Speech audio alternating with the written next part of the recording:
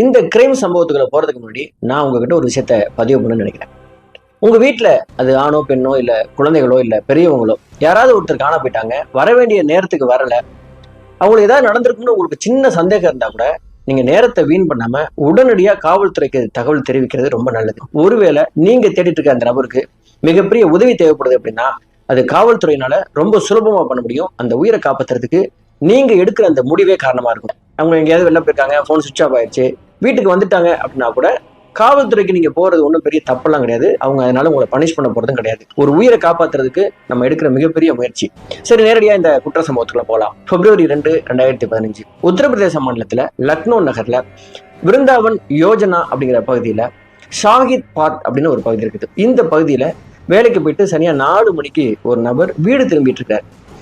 அப்படி அவருடைய ஸ்ட்ரீட்டுக்குள்ள நுழையறதுக்கு முன்னாடி அந்த இடத்துல ஒரு குப்பத்தொட்டி இருக்குது. அந்த குப்பத்தொட்டி பக்கத்துல ஒரு 4 நாய் நின்று பயங்கரமா குறைச்சிக்கிட்டு ஒண்ணு கடிச்சுக்கிட்டு இருக்குது.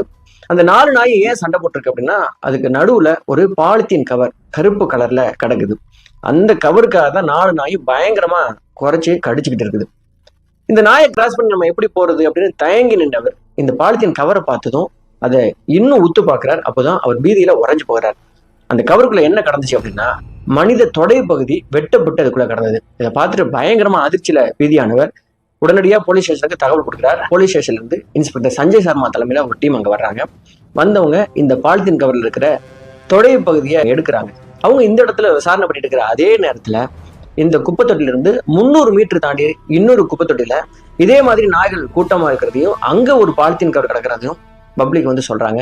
இந்த போலீஸ் டீம் அங்கேயும் போகும்போது இங்க கடந்த மாதிரியே அங்கேயும் ஒரு கருப்பு கலர் பாலித்தீன் கவர்ல மனித உடலான கை பகுதி இருக்குது. இந்த தகவல் அந்த ஸ்டேட் முழுவதும் பரவி மிகப்பெரிய அதிர்ச்சியை உண்டாக்குது. இந்த 2 குப்பத்தொட்டி மட்டும் இல்லைங்க, அந்த பகுதியில இருந்து 6 குப்பத்தொட்டிகள்ல இதே மாதிரியான மனித உடல் பாகங்கள் 6 கருப்பு பிளாஸ்டிக் கவர்ல கட்டப்பட்டு கடந்தது. எல்லாமே நாய்கள் குதறி போட்டு கடந்தது. போலீஸ் டீம் வந்து இந்த எல்லா மனித பாகங்களையும் எடுத்து அதை ஒன்று சேர்த்து அட்டாப்சிக்கு அனுப்பி வைக்கிறாங்க. அப்படி அட்டாப்சி ரிப்போர்ட்ல என்ன வருதுன்னா இது ஒரு பெண் உடல் அப்படிங்கறத கண்டுபிடிக்கிறாங்க. அது மட்டும் இல்லாம இன்னும் அதிர்ச்சியான ஒரு தகவல் என்னன்னா இந்த பெண் உடலை அந்த பெண் இறக்கிறதுக்கு முன்னாடியே வெட்டி இருக்காங்க.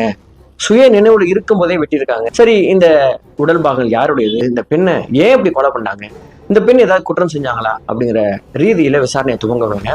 அந்த டிஸ்ட்ரிக்ட்ல இருக்கிற எல்லா போலீஸ் ஸ்டேஷனுக்கும் இந்த டேட்ல பிப்ரவரி 2, பிப்ரவரி 1 இந்த நாட்கள்ல ஏதாவது ஒரு பெண் காணாம போயிருக்காங்க அப்படின்னு சொல்லிட்டு எஃப்ஐஆர் பதிவு பண்ணப்பட்டிருக்கா அப்படின்னு எல்லா ஸ்டேஷனுக்கும் தகவல் அனுப்புறாங்க. அப்படி அனுப்புனதுல ஒரு ஸ்டேஷன்ல இருந்து 19 வயது பெண் ஒண்ணு காணா அப்படின்னு சொல்லிட்டு அவங்க அப்பா அம்மா கம்ப்ளைண்ட் கொடுக்குற தகவல் வருது. அமினாபாத் அப்படிங்கிற பகுதியில் இருக்கிற ஒரு போலீஸ் ஸ்டேஷன்.